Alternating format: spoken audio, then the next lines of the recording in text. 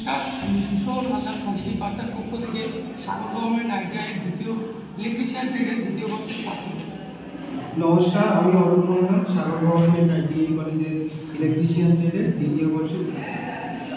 আজকে আলোচ্য বিষয় হলো আবহাওয়ার পরিবর্তনে আমাদের সকলের, বাচ্চা থেকে বয়স্ক সকলের কী করণীয় সেই বিষয়ে পজিটিভ বার্তার তরফ থেকে আমরা সাগর গভর্নমেন্ট আইটিআই কলেজের 2 স্টুডেন্ট কিছু বলব।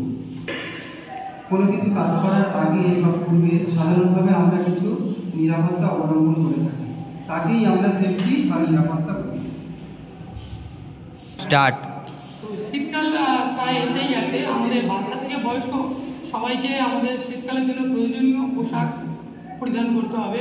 তো বয়স্কদের জন্য যে হাতের গ্লাভস বা পায়ের মোজা এগুলোকে পরে থাকতে হবে, কারণ প্রধানত এগুলো পরা থাকলে এখান থেকে ঠান্ডাটা সবচেয়ে বেশি আগে লাগে। তো বাচ্চাদেরও সেই মতোই পুরো মাথা থেকে পা অব্দি পুরো পোশাকে, মোটা পোশাকে বেঁধে ফেলতে হবে যাতে গরম থাকে। শীতকালে বাচ্চা থেকে বয়স্ক সকলের যে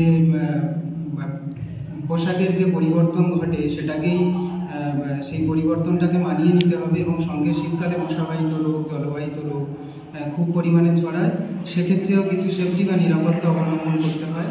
বাইরে যারা ড্রাইভ করেন বা শিশুরা যারা গাড়ি চড়ে বা বাইরে বেরোয় তাদের ফুল পোশাক, মাস্ক, প্রয়োজনীয় যে শীতকালের পোশাক আশাক সেগুলো পরিধান করা খুবই বাধ্যতামূলক। তো এই সময় শীতকালে তো মোটা ধরনের পোশাক সব কিছু পরিধান করতে হবে যাতে কোনো শরীরের কোনো অংশ যা খোলা না থাকে, যার থেকে ঠান্ডা লাগতে পারে। এবং তার সাথে সাথে আমাদের বাড়ির চারপাশে যে কোথাও জল না জমে সেই জায়গাগুলোকে লক্ষ্য রাখতে হবে, কেননা জল জমলে সেখান থেকে মশার উৎপাত বেড়ে যায়। তো এই জিনিসগুলোকে আমাদেরকে নজরে রাখতে হবে। সর্দি, কাশি, হাঁচি এগুলো তো এক ধরনের ছোঁয়াচে রোগ, তাই এই ধরনের রোগ একজন অ্যাফেক্টেড হলে যাতে অন্য কেউ বাড়ির সদস্য অ্যাফেক্টেড না হয় তার জন্য স্যানিটাইজড করা, নিজেকে একটু অন্য সদস্যদের থেকে আলাদা করা, এগুলো করা খুব বাধ্যতামূলক।